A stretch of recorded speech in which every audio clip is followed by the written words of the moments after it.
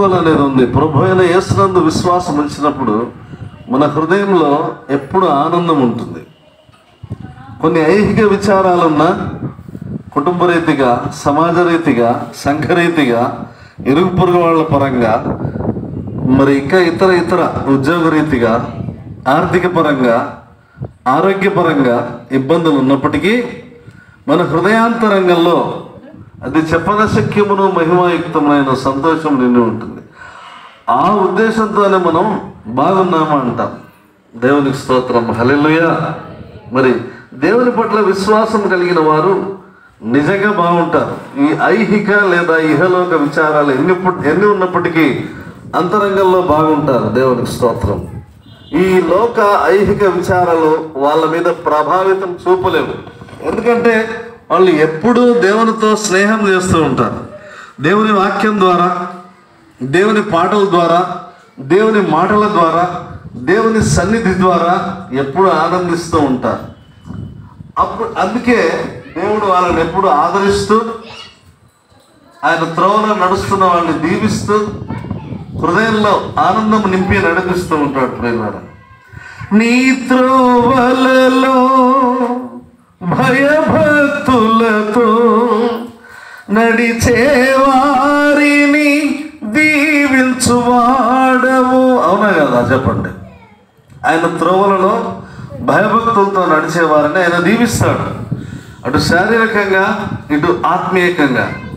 నీ త్రోవలలో భయభక్తులతో నడిచేవారిని దీవించువాడవు. యుగ యుగములలో, తరతరములలో, యుగ యుగములలో, తరతరములలో మారని దేవుడవు నీవయ్యా, మారని దేవుడవు యేసయ్యా. నాథ హృదయుడవు, ఏ స్వార్థము లేని దేవుడవు, యథార్థ హృదయుడవు, ఏ స్వార్థము లేని దేవుడవు.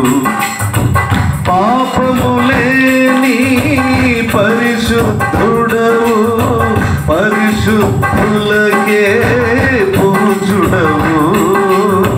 పాపము లేని పరిశుద్ధుడవు, పరిశుద్ధులకే పూజుడవు. నీవే మా యేసయ్యా, నీవే మా యేసయ్యా. ఆరాధన ఆరాధన నీకే నిరంతర స్తోత్రార్చన. ఆరాధన ఆరాధన నీకే నిరంతర స్తోత్రార్చన. యథార్థ హృదయుడవు, ఏ స్వార్థము లేని దేవుడవు. హల్లెలూయా. ఆయన యథార్థ హృదయుడు కనుక ఆయన పట్ల భయభక్తులతో యథార్థ హృదయం కలిగి జీవించే వారి పట్ల ఆయన దీవెన ఉంటుంది. కనుకనే మనము బాగుంటాము. నేను బాగున్నానన్నా, నేను బాగున్నానక్క చెప్పగలను హృదయపూర్వకంగా. దేవునికి స్తోత్రం. క్రైస్తవులు ఎప్పుడూ బాగుంటారు. ఇది గుండెల మీద చేయొచ్చు అని చెప్పగలము. అన్నిటికన్నా దేవుని సహవాసంలో వాళ్ళు ఉంటారు.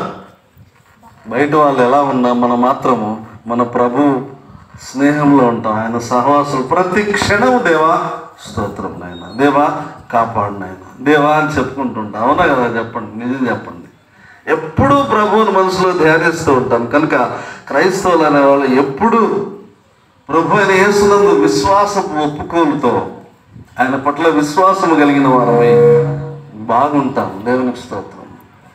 మరి దైవిక జ్ఞానం ఉన్నవాళ్ళు ఎప్పుడూ సంతోషంగా ఉంటారు. ఒక మాట చూడండి, క్రైస్తవుల లేదా